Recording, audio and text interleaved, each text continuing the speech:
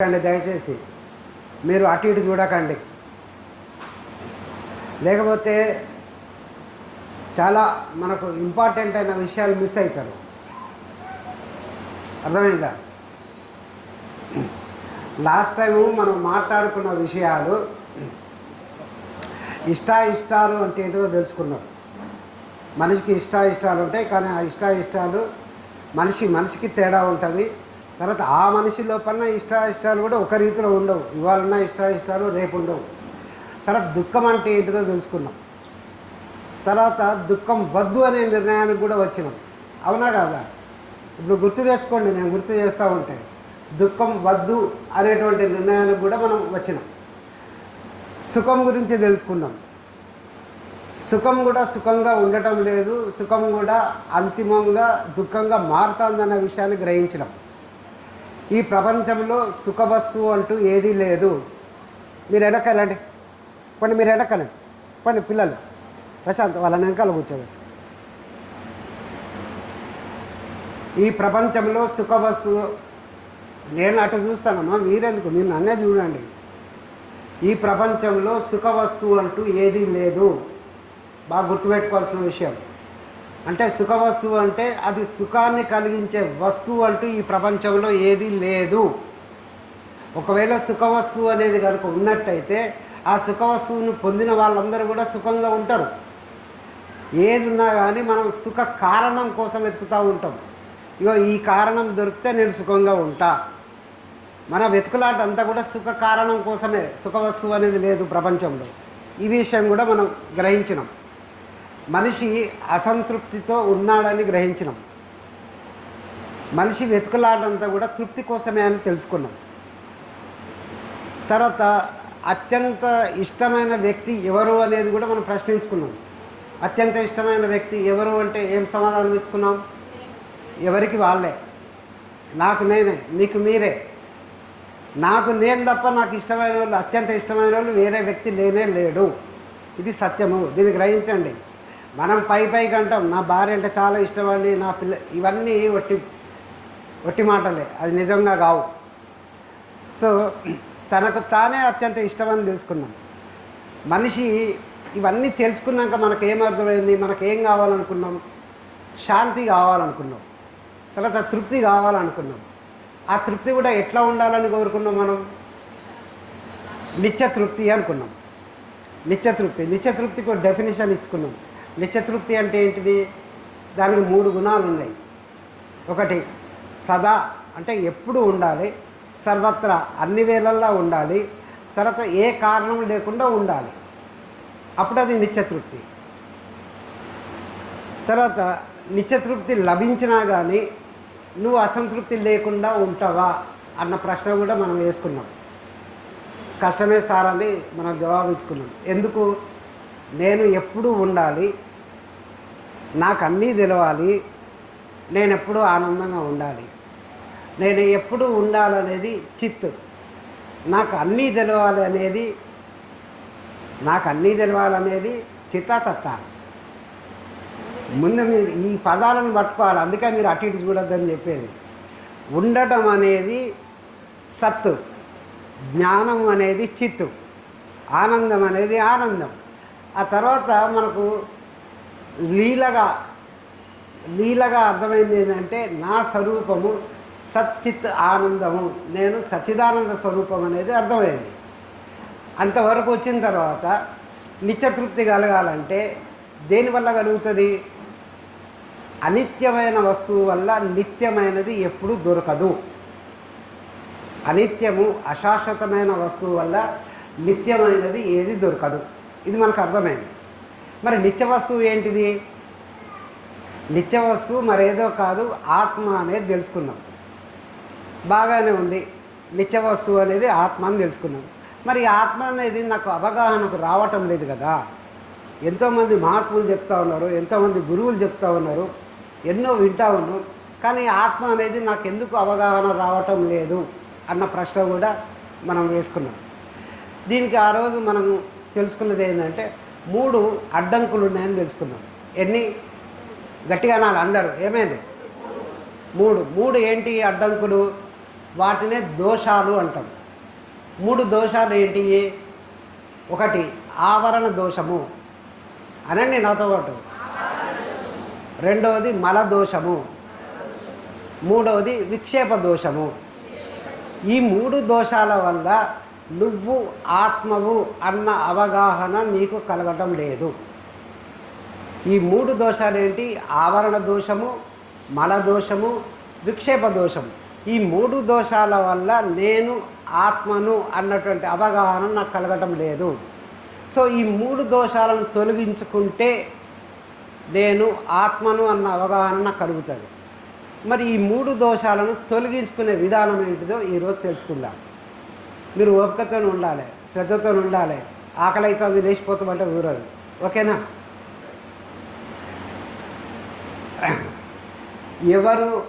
ఎవరికి ఆత్మను ఇవ్వలేరు. ఫస్ట్ రూల్, ఎవరికి ఆత్మను ఇవ్వలేరు. ఎందుకు?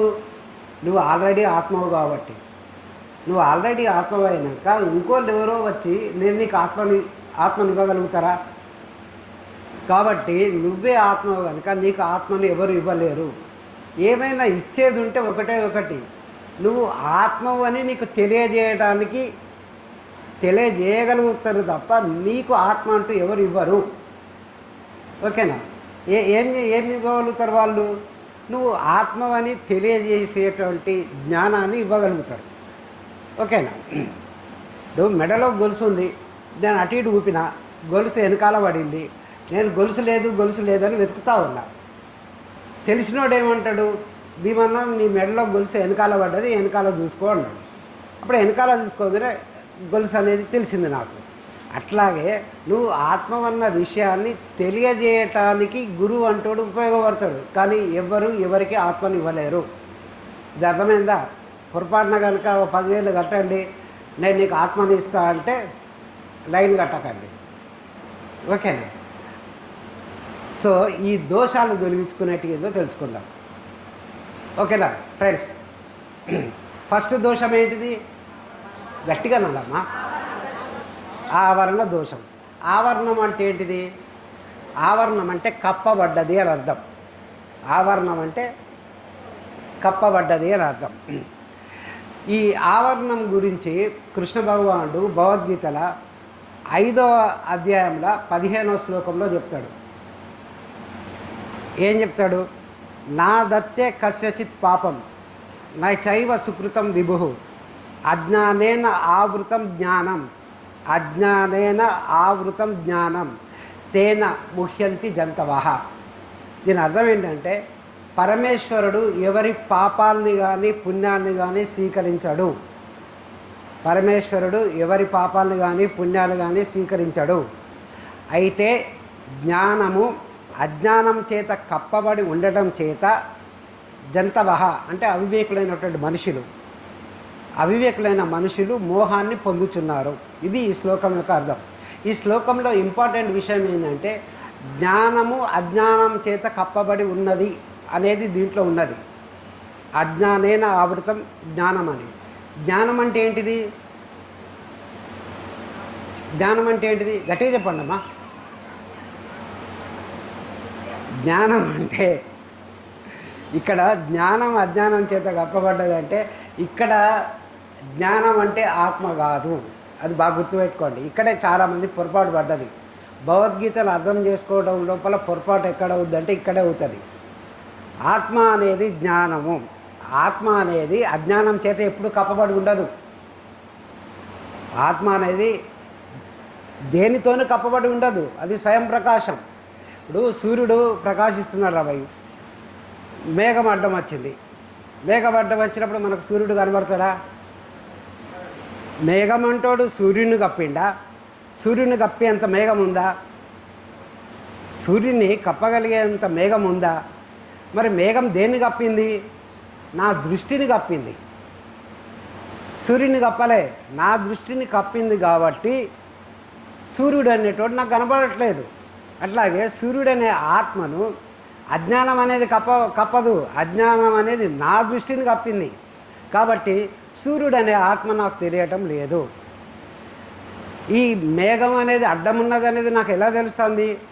అది కూడా సూర్యుని వెలుతురు వల్లనే, సూర్యుని వెలుతురు వల్లనే కదా ఈ మేఘం అనేది అడ్డం ఉన్నదని తెలిసేది. అట్లాగే అజ్ఞానం అనేది కూడా నాకు ఎట్లా తెలుస్తూ ఉన్నది? ఆత్మ ప్రకాశం చేత అజ్ఞానం అనేది నాకు తెలుస్తూ ఉన్నది. కాబట్టి ఇక్కడ జ్ఞానం అంటే ఆత్మ కాదు. మరి జ్ఞానం అంటే ఏంటిది? జ్ఞానం అంటే నీ బుద్ధి. జ్ఞానం అంటే బుద్ధి. అది బాగా గుర్తుపెట్టుకోండి మీరు. ఆత్మను దేని చేత కప్పబడదు. ఆత్మను అడ్డగించే శక్తి దేనికి లేదు. ఆత్మను గుర్తుపట్టడానికి నీ బుద్ధి లోపల ఏదైతే వివేక జ్ఞానం ఉంటుందో ఆ వివేక జ్ఞానం మీద ఈ అజ్ఞానం అనేది కప్పబడి ఉంటుంది. ఎట్లాగైతే సూర్యునికి మేఘం అడ్డం వచ్చినప్పుడు మేఘము నా దృష్టిని ఎట్లా కప్పివేసి సూర్యుడిని నాకు కనపడకుండా చేస్తూ ఉందో, నా బుద్ధి లోపల నా వివేక జ్ఞానం పైన అజ్ఞానం అనేది కప్పబడటం చేత నాకు ఆత్మ అనేది తెలవడం లేదు. అర్థమైందా? మళ్ళీసారి చెప్పాలా? మీరేమి వెనక ముందు ఏం కావద్దు. సార్ అర్థం కాలేదని చేతులెత్తండి, నేను 10 సార్లు చెప్పడం రెడీగా ఉన్నా. ఇది అర్థం కాకపోతే చాలా కష్టం. ఎందుకంటే ఈ సబ్జెక్టే వేరు, ఇప్పటిదాకా విన్న సబ్జెక్టు వేరు, మీరు ఇప్పుడు ఈ వింటున్నటువంటి సబ్జెక్టు వేరు. కాబట్టి మీకు అర్థం కాకపోతే మరోసారి అడగండి. లేకపోతే అన్నానికి వదిలిపెడతాం కదా, తొందరగా తినేసి వచ్చి నన్ను దొరకబట్టి కూర్చొని 4 ముచ్చట్లు మాట్లాడుకోండి. ఏదన్నా ఈ లోపల డౌట్లు వస్తే కొంచెం నోట్ చేసుకొని పెట్టుకోండి, ఓకేనా? సో ఆత్మ అనేది బుద్ధిని ప్రకాశింపజేస్తుంది. ఆత్మ చేసే పని ఏంటంటే బుద్ధిని ప్రకాశింపజేస్తుంది. బుద్ధిలో జ్ఞానం ఉందా అజ్ఞానం ఉందా అనేది ఆత్మకు సంబంధం లేదు. బుద్ధిలో ఏది ఉంటే దాన్ని ప్రకాశింపజేస్తుంది. బుద్ధిలో కనుక అజ్ఞానం ఉందనుకో అజ్ఞానాన్ని ప్రకాశింపజేస్తుంది. జ్ఞానం ఉంటే జ్ఞానాన్ని ప్రకాశింపజేస్తుంది. ఆత్మ చేసే పని ప్రకాశింపజేయడమే. జ్ఞానము అజ్ఞానం అనేది నీ బుద్ధిలో ఉంటుంది, దాన్ని మీరు గ్రహించాలి. సో అజ్ఞానంలో ఉన్నట్టుగా, అజ్ఞానం యొక్క గొప్పతనం ఏంటో తెలుసా? మనము అజ్ఞానంలో ఉన్నట్టుగా తెలియకుండా చేయటమే అజ్ఞానం యొక్క గొప్పతనం. నువ్వు చస్తే ఒప్పుకోవు, నేను మంచి జ్ఞానంలో ఉన్న సార్ అంటావు, నేను అజ్ఞానంలో ఉన్నవని ఒప్పుకోవు. అజ్ఞానం యొక్క గొప్పతనం ఏంటంటే నువ్వు అజ్ఞానంలో ఉన్నవనే విషయాన్ని కూడా నీకు తెలియనియదు. అది అజ్ఞానం యొక్క గొప్పతనం. మరి అజ్ఞానం అంటే ఏంటిది? అజ్ఞానం అంటే ఏంటిది? ఇక్కడ కూడా చాలామంది తప్పుదారిలో పడుతూ ఉంటారు. అజ్ఞానం అంటే జ్ఞానం లేకపోవడం. అజ్ఞానం అంటే జ్ఞానం లేకపోవడం. మరి అజ్ఞానం అనే దానికి ఏదైనా ఉనికి, దానికొక స్థితి, దానికొక ఉనికి అనేది ఉన్నదా లేదా? అజ్ఞానం అంటే జ్ఞానానికి విరోధి. అజ్ఞానం అనేది ఉన్నది, అది లేకుండా పోలేదు. ఒకవేళ కనుక అది లేకుండా ఉన్నట్టయితే నువ్వు ఇన్ని బాధలు పడవు. లేని వస్తువుతో ఎవరైనా బాధలు పడతారా? ఒకవేళ ఏదైనా విషయం లేదు, ఒక వస్తువు లేదన్నప్పుడు లేని వస్తువుతోని ఎవరైనా బాధలు పడతారా? ఏదైనా ఉన్న వస్తువుతోనే కదా బాధలు పడేది. సో అజ్ఞానం అనేది ఉన్నది, దాన్ని గ్రహించండి. అజ్ఞానం అనగానే జ్ఞానం యొక్క అభావము, జ్ఞానం లేకపోవడమే అజ్ఞానము, ఇది సరైన అర్థం చేసుకోవడం కాదు. సో ఫ్రెండ్స్, అజ్ఞానం ఉన్నది కాబట్టే సమస్యలు వస్తున్నాయి.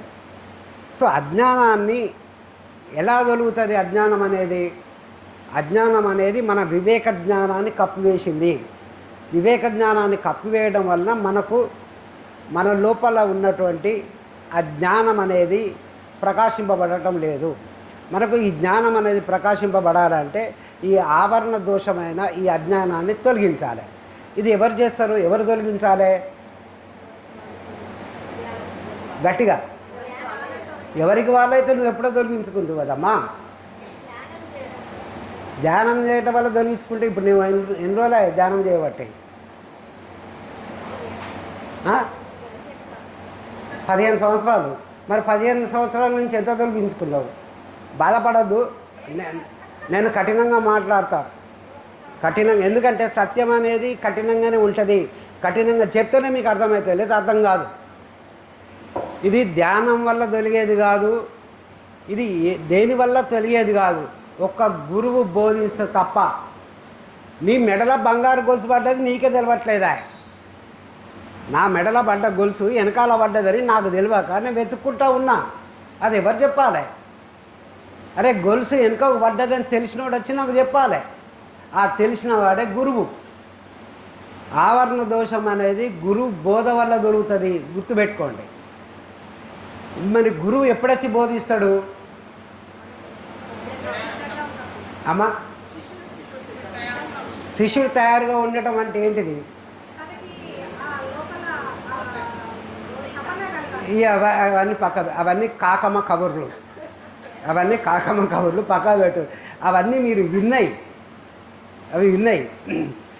ఇక్కడ 3 దోషాలు చెప్పుకున్నాం.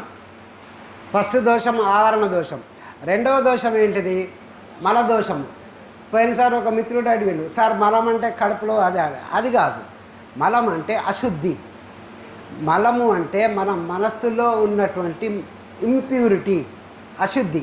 అశుద్ధి కడుపులో ఉంటే ఆ మిత్రుడు అన్నటువంటి మలం అది ఓకే. ఇక్కడ మనం మాట్లాడుకునేది మనస్సులో ఉన్నటువంటి అశుద్ధి, మనసులో ఉన్నటువంటి మలినం. ఈ మలినం అనేది దే కారణం వల్ల మనకు ఏర్పడుతుంది. ఒకటే ఒక కారణం, రాగద్వేషాలు.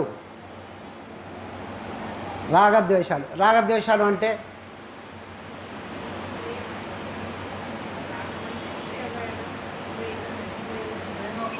సరే, మీరు నాతో పాటు ఒక 3 సార్లు అనండి.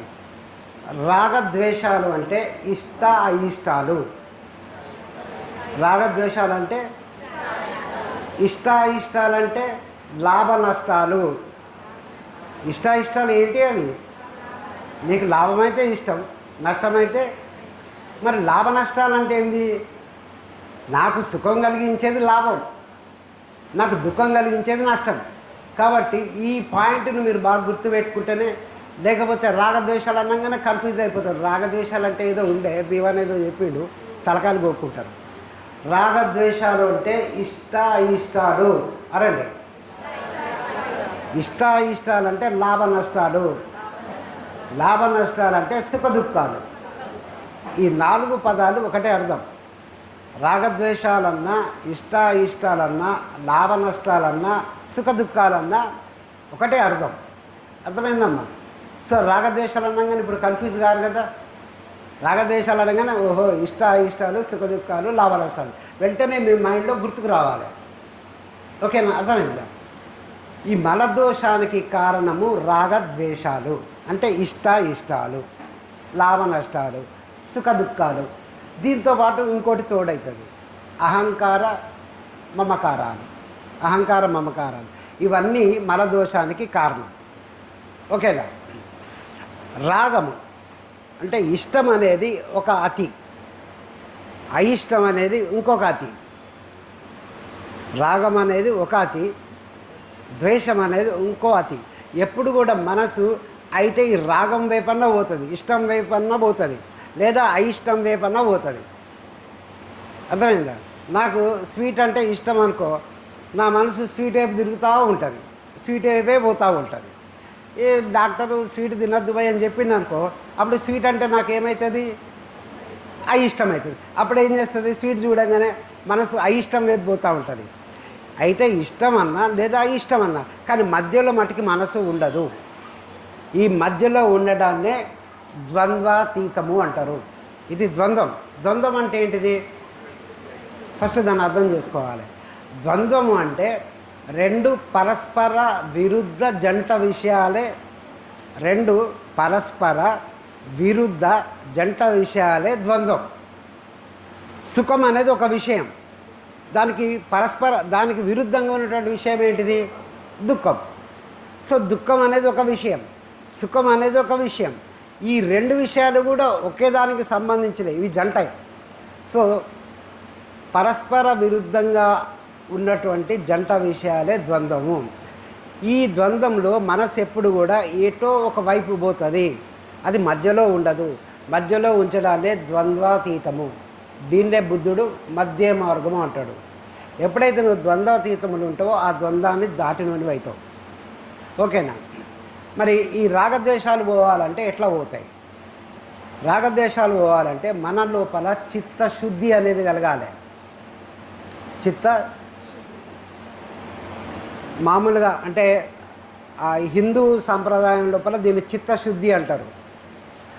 ముస్లిం అంటే సూఫీల సాంప్రదాయంలో హృదయ శుద్ధి అంటారు. క్రిస్టియన్ సాంప్రదాయంలో మారు మనస్సు అంటారు. అర్థమైందా?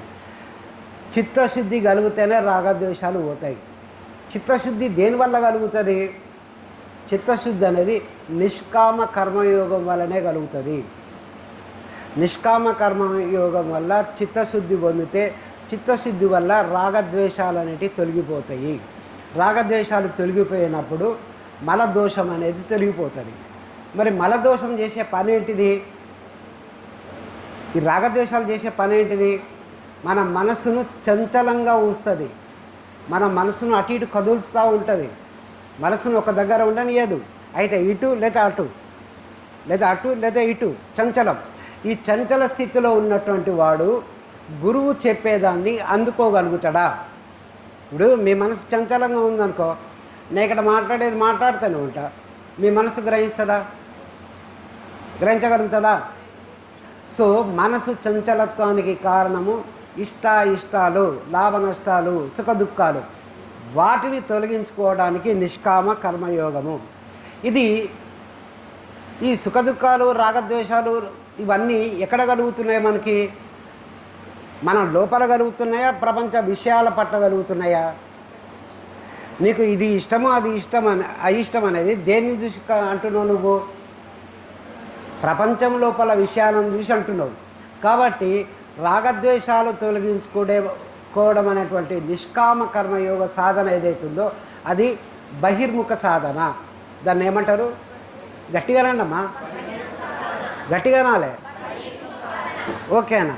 అంతఃకరణ శుద్ధి పొందడం అనేది ఇది ఎవరి చేతిలో ఉంది? హలో, అంతఃకరణ శుద్ధి అనేది పొందడం అనేది ఎవరి చేతిలో ఉంది? మన కాదు, నా చేతిలో ఉంది. సరిగ్గా మాట్లాడండి. ఎవరి చేతిలో? వాళ్ళ చేతిలోనే ఉన్నది. మల దోషాన్ని తొలగించుకోవాల్సిన బాధ్యత ఎవరిది? నాదే. ఓకేనా?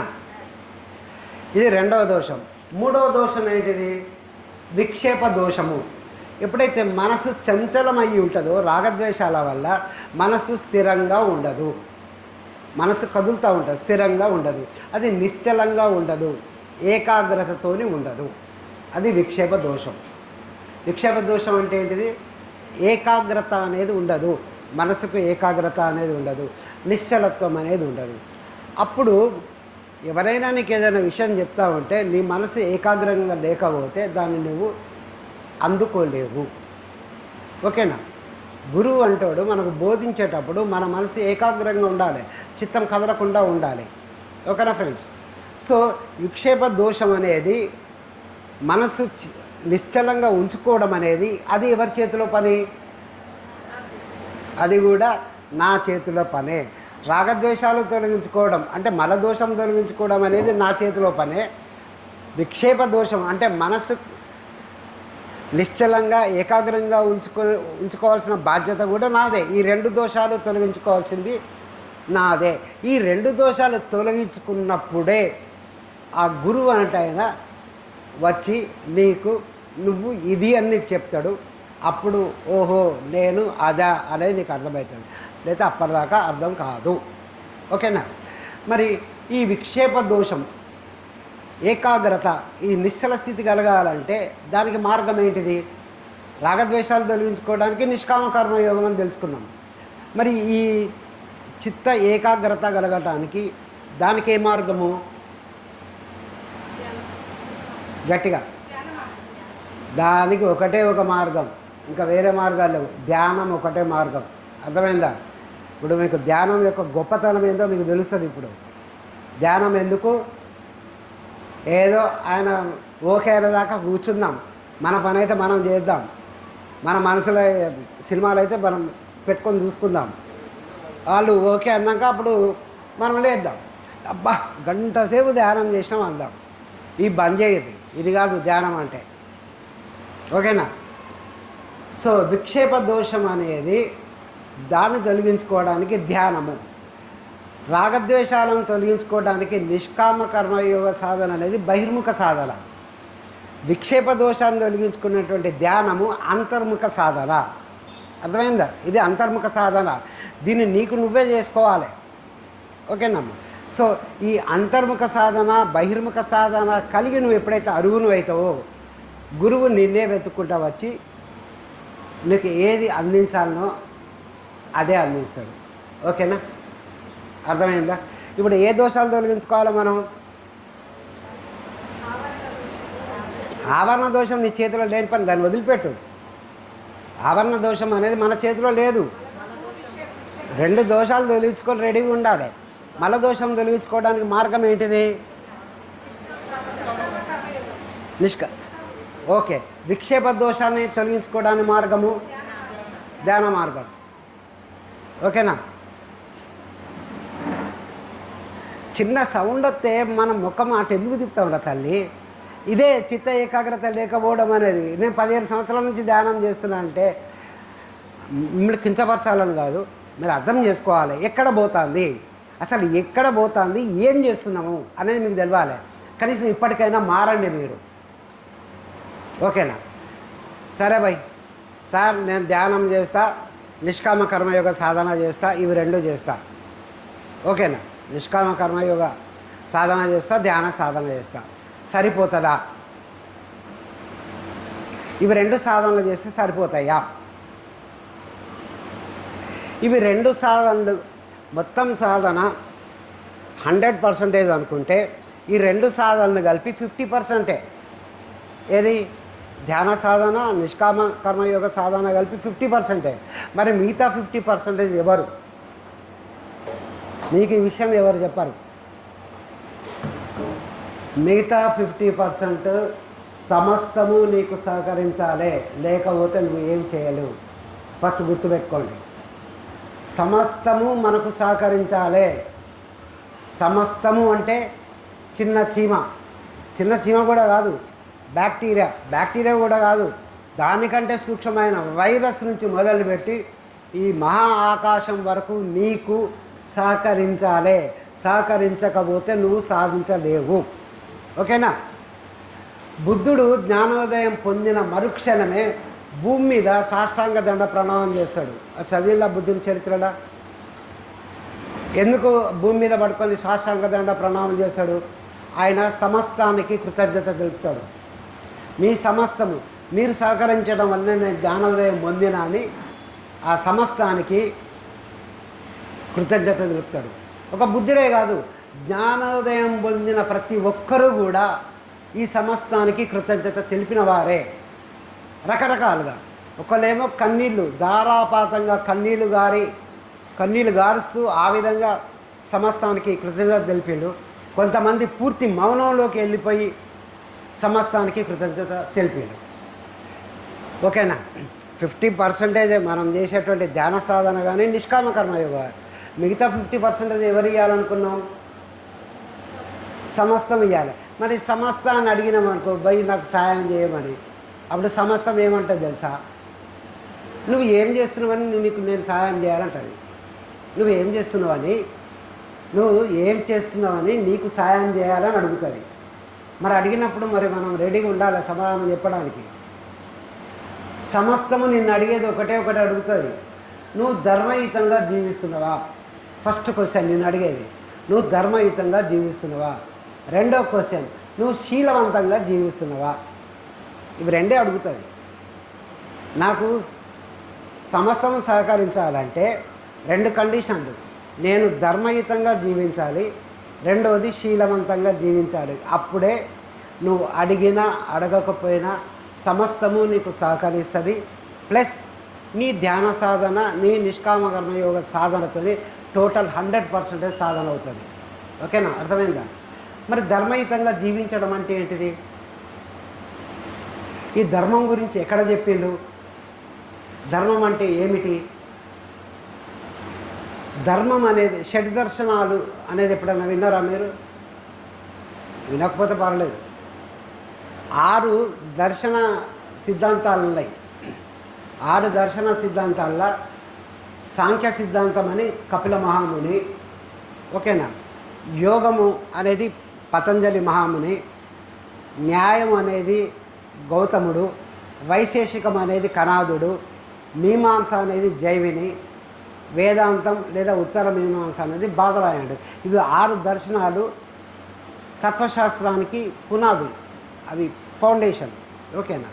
దీంట్లో వైశేషికం, కనాదుడు ప్రతిపాదించిన వైశేషిక సిద్ధాంతం ఏదైతే ఉందో దాంట్లో ధర్మం గురించి నిర్వచనం ఉన్నది.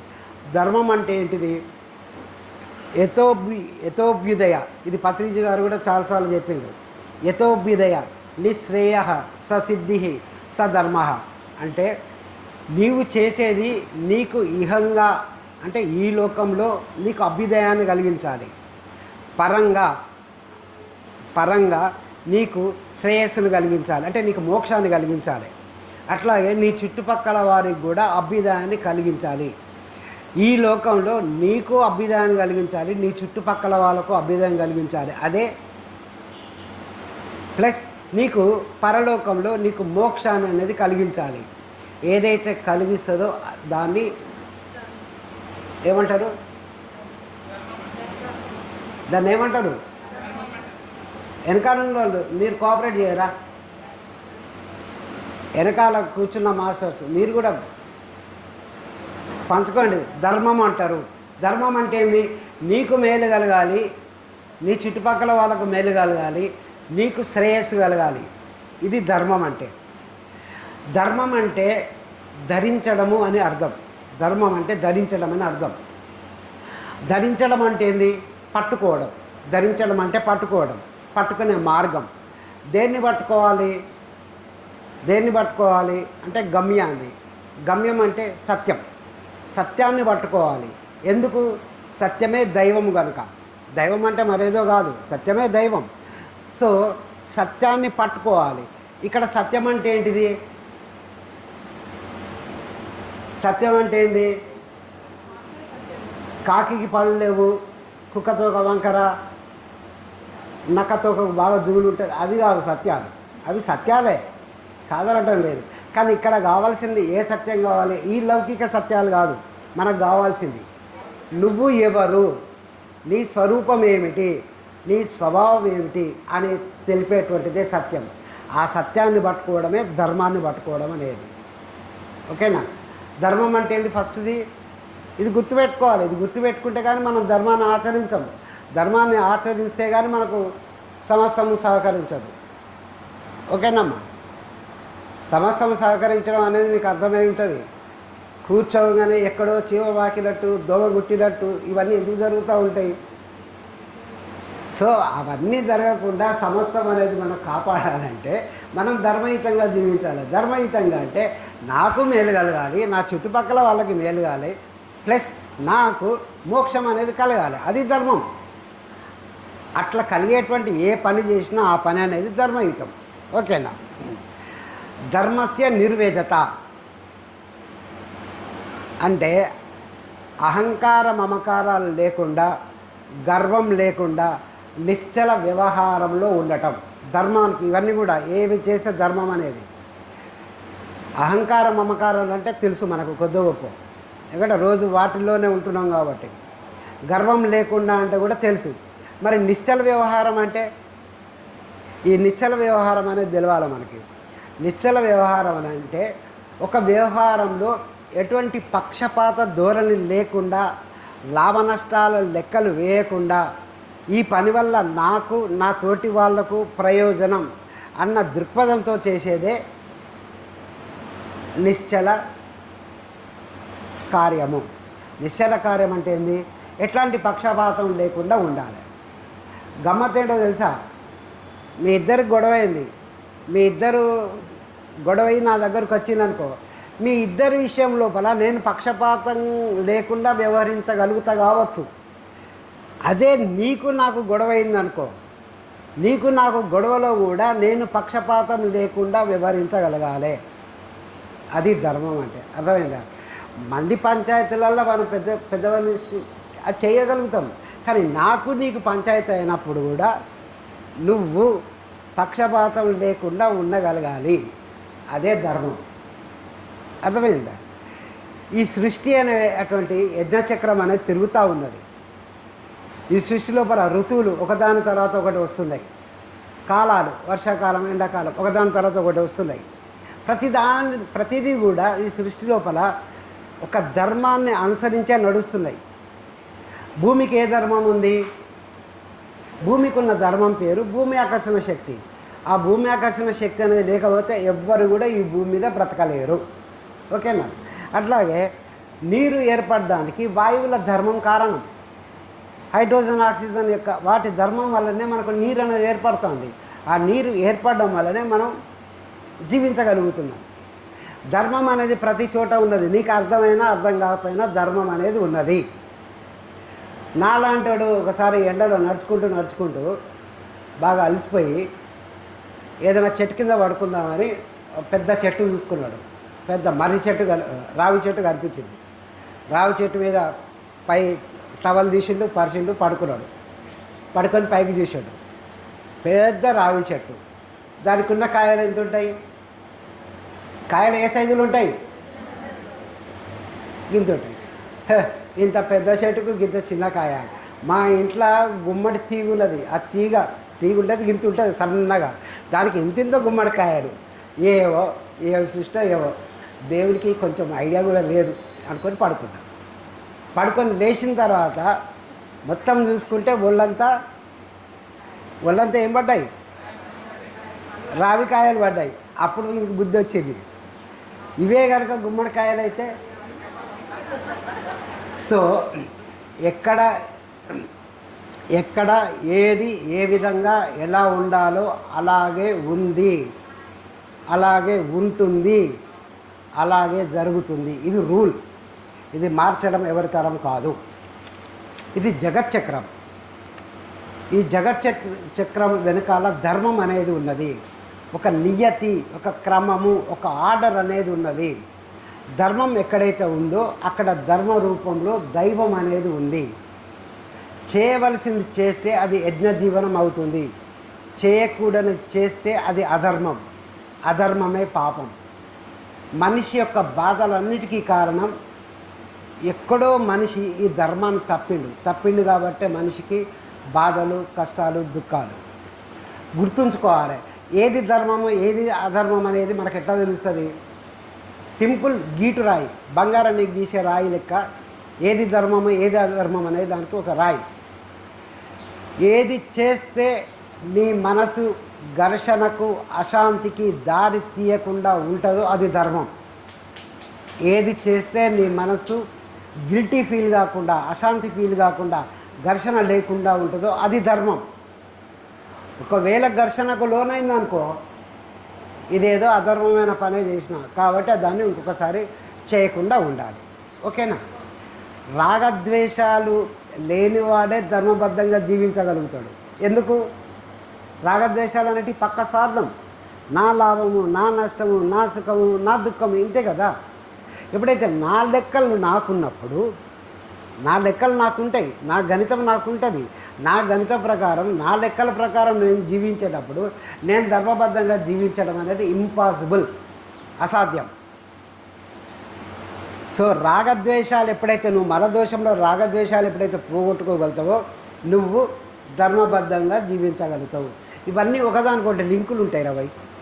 మలదోషానికి ధర్మయుతంగా జీవించడానికి లింక్ ఇది. అక్కడ రాగద్వేషాలు పోగొట్టుకోవాలి. రాగద్వేషాలు పోగొట్టుకుంటే కానీ ధర్మయుతంగా ఉండవు. ఇవన్నీ స్టెప్పుల్లాగా ఉండయి రవయ్యా, స్టెప్పుల్లాగా ఉండయి, ఇట్లుంటాయి వర్టికల్గా 1 2 3 4. ఇవన్నీ సైమల్టేనియస్గా సాధన చేస్తూ ఉండాలి. నిచ్చెనలాగా ఉంటేనేమో ఇది సాధన అయిన తర్వాత ఇదైన తర్వాత ఇది ఇట్లా ఉంటుంది. ఇది నిచ్చెన టైప్ కాదు, ఇది అడ్డంగా ఉంటుంది. అన్నీ సైమల్టేనియస్గా చేయాలి సాధనలన్నీ కూడా. ఓకేనా? సో కోర్టులో ఎంబ్లం ఏంటో తెలుసా? మొన్న లాస్ట్ టైం మీకు చెప్పిన సత్యమేవ జయతే లాగా కోర్టుల్లో న్యాయస్థానాల్లో ఒక ఎంబ్లం ఉంటుంది. యతో ధర్మ తతో జయ అని న్యాయస్థానం యొక్క ఎంబ్లం. యతో ధర్మ తతో జయ. ఏదైతే ధర్మమో అదే జయిస్తుంది. ఓకేనా? సో పత్రిజీ గారు కూడా ఇందాక మనం ధ్యానం చేసేటప్పుడు ఒక పాట పెట్టిండు, మ్యూజిక్. ఏంటిదా పాట? నోటిలోని మౌనం. దాంట్లో చెప్తారు, చేతలోని న్యాయము, చేతలోని వినయము, దాని పేరే ధర్మము అని. మరొకసారి అయినండి ఇంటికి పోయినాక. రాక్షసులు చాలా గొప్ప ధ్యానులు, ఘోర తపస్సులు చేసిండు, ఎన్నో వరాలను పొందిండు. కానీ వాళ్ళకి ఏమన్నా ఫలించినాయా? ఏవి ఫలించలే. ఏవైతే వరాలు కొన్నారో, వరాలు కోరి వాళ్ళు పొందిండో అవే వాళ్ళకు శాపాలుగా మారినాయి. భస్మాసురుడు ఎవరి నెత్తి మీద చేయబెడతాడు, బగ్గుమనాలనుకున్నాడు. చివరికి ఏమైంది? వాడి నెత్తి మీద వాడే చేయబెట్టుకున్నాడు. ఎందుకు? మరి అంత గొప్ప తపస్సంపన్నులు కదా, అంత గొప్ప గొప్ప వరాలను పొందిండు కదా, మరి వరాలు అనేటివి ఎందుకు వాళ్ళకు ఉపయోగపడలేదు అంటే కారణం ఒకటే, వాళ్ళు ధర్మ ఆచరణలో లేరు. రెండవది, వాళ్ళు రాగద్వేషాల పరిధిలో ఉన్నారు. రాగద్వేషాలు అంటే ఏంటిది? రాగద్వేషాలంటే సీరియల్లో చెప్తూనే పోవాలి. ఇష్టాలు, లాభ నష్టాలు, సుఖ దుఃఖాలు. ఓకేనా? వాళ్ళు ఆ పరిధిలో ఉన్నారు కాబట్టి వాళ్ళకు ఏ వరం కూడా ఫలించలేదు. ఓకేనా? నువ్వు సుఖంగా ఉండేది నీ కోరికలు తీరితే కాదు. మనం అనుకుంటాం ఈ కోరిక తీరితేనే సుఖంగా ఉంటా అనుకుంటాం. అది కాదు. నీ మనస్సు ఉండే పరిస్థితిని బట్టే నువ్వు సుఖంగా ఉండటమా దుఃఖంగా ఉండటమా అనేది జరుగుతుంది. ఓకేనా? నువ్వు కోరింది నెరవేరితే సుఖం అనేది కాదు. నువ్వు కోరింది నెరవేరినప్పుడు నీ మనసు తాత్కాలికంగా తృప్తి చెందుతుంది. తృప్తి చెందినప్పుడు అప్పుడు నీ సుఖం అనిపిస్తుంది. సో ఎప్పుడైతే నీ మనసు ప్రశాంతంగా ఉంటుందో అప్పుడు నువ్వు ఎక్కడున్నట్టు? దేంట్లో ఉన్నట్టు? ధర్మంలో ఉన్నట్టు. నీ మనసు ప్రశాంతంగా ఘర్షణ లేకుండా ఎప్పుడైతే ఉంటుందో అప్పుడు ధర్మంగా ఉన్నట్టు. ఈ ధర్మం అనేది నా దగ్గరికి వచ్చేసరికల్లా స్వహితం, ఇతరుల దగ్గరికి వచ్చేసరికల్లా పరహితం. కొన్ని ధర్మాలు పేర్లు తెలుసుకుందాం. నా దగ్గరికి వచ్చేసరికల్లా నేను పాటించాల్సిన ధర్మాలు ఏంటి అంటే ఫస్ట్ ధ్యాన ధర్మము, రెండవది తితిక్ష. తితిక్ష అంటే ఏంది? కాదు. తితిక్ష అంటే సహనం లేదా శాంత ధర్మము. మూడవది ఆరోగ్య ధర్మము. నాలుగవది స్వాధ్యాయ ధర్మము. స్వాధ్యాయం అంటే గట్టిగా పుస్తకాలు చదవడం. అందుకే అట్లా అయిండు. పుస్తకాలు చదవడం పక్కన పెట్టండి, ముందు నిన్ను నువ్వు ఎప్పుడు చదువుతూ ఉండు. నీకు ఘర్షణ ఉందా, అశాంతి ఉందా లేదన్నది బయట పుస్తకం పట్టుకొని చదువుతూ తెలియదు. నిన్ను నువ్వు చదువుకుంటూ తెలుస్తుంది. స్వాధ్యాయం అర్థము స్వయం అధ్యయనం. స్పిరిచువాలిటీలో ఏది ఇంపార్టెంటు? స్పిరిచువాలిటీలో ఏది ఇంపార్టెంటు? ఎప్పుడు కూడా గుర్తుపెట్టుకోండి, నేను అనేది ఇంపార్టెంట్, పరాయి కాదు. నేను ఎలా ఉన్నాను అనేది ఇంపార్టెంట్, అది ముఖ్యం. మీరు దీన్ని స్వార్థం అనండి, ఇంకేదన్నానండి, స్వార్థం అనేది ఇంపార్టెంట్. స్వార్థం అంటే స్వయాన్ని అర్థం చేసుకోవడం. నిన్ను నువ్వే అర్థం చేసుకోకపోతే నువ్వు నన్నేం అర్థం చేసుకుంటావు, కిషన్ రెడ్డి సార్ని ఏం అర్థం చేసుకుంటావు, ఇంకోళ్ళని ఏం అర్థం చేసుకుంటావు. సో స్వాధ్యాయం అనేది ఇంపార్టెంట్. ఓకేనా? నా దగ్గరకు వచ్చేసరికి ఏ ధర్మాలు?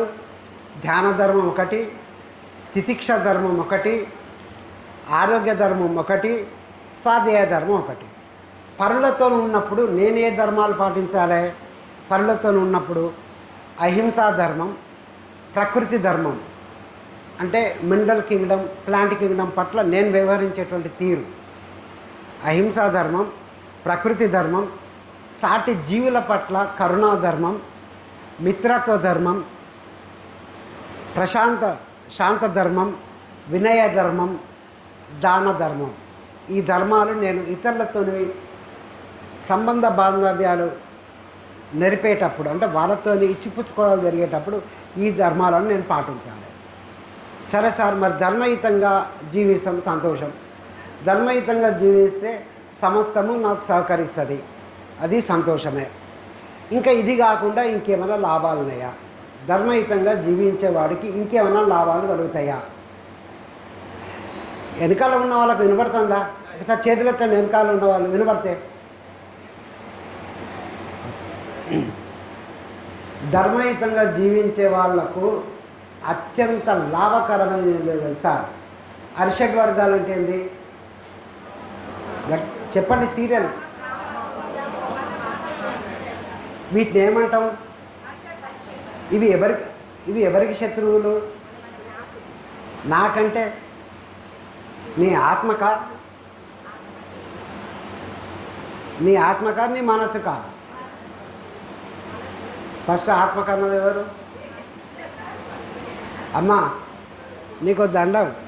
ఆత్మకు శత్రువులు లేరు, మిత్రులు లేరు భయ్.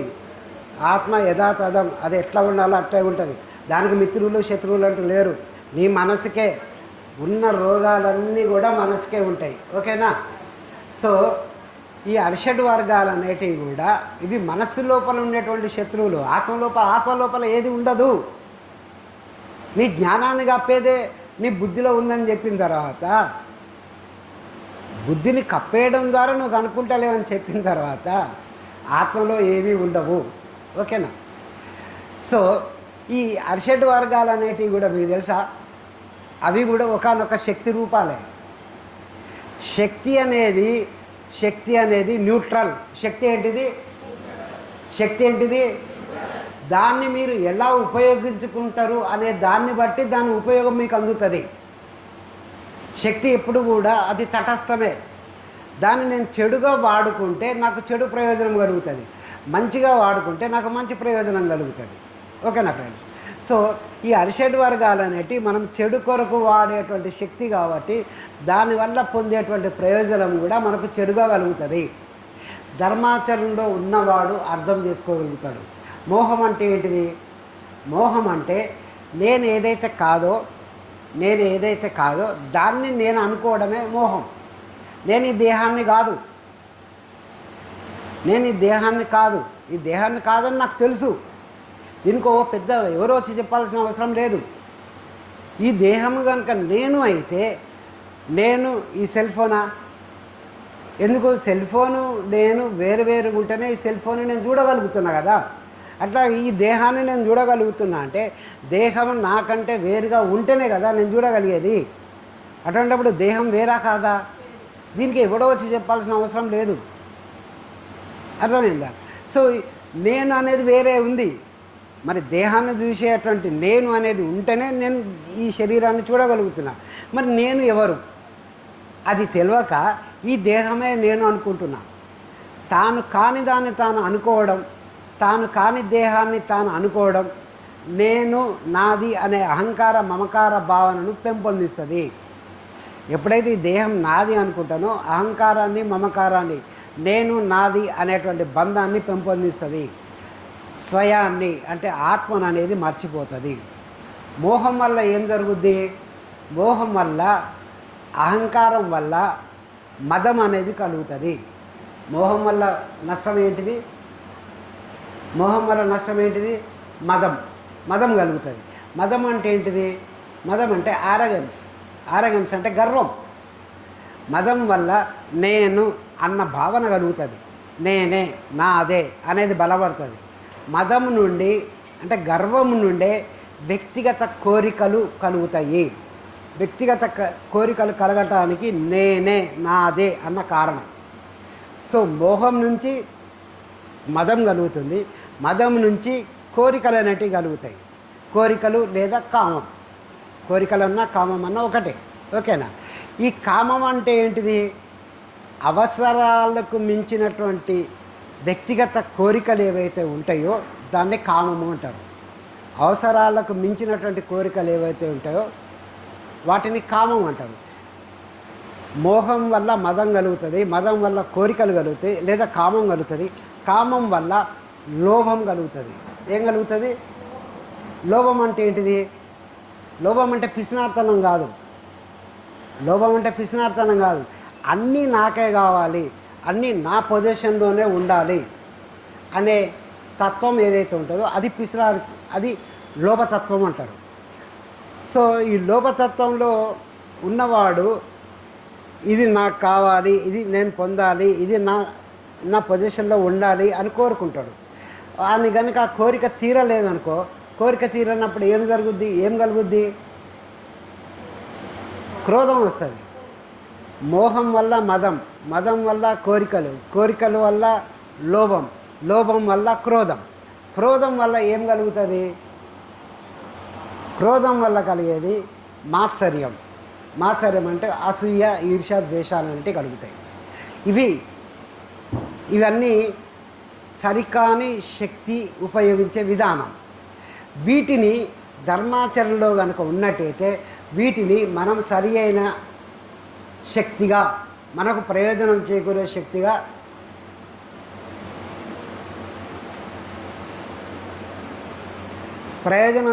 శక్తిగా మారుతాయి.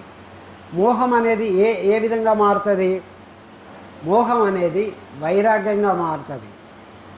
మదం అనేది అది అహంకారం, మదం అనేది నిరహంకారంగా మారుతుంది. ఐనస్, నేనే, నాదే అనేది పోయి వన్నెస్ అనేది కలుగుతుంది. కామం అనేది నిష్కామ కామయోగంగా మారుతుంది.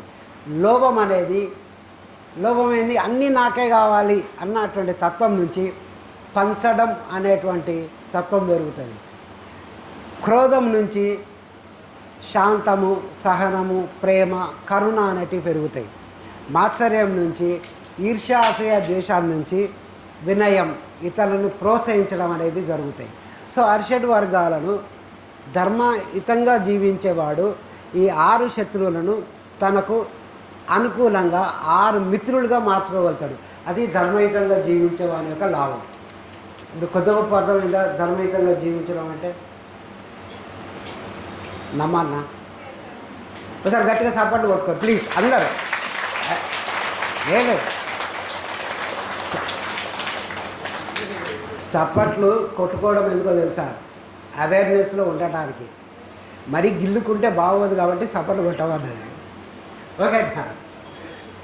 రెండో పాయింట్ ఏంటిది?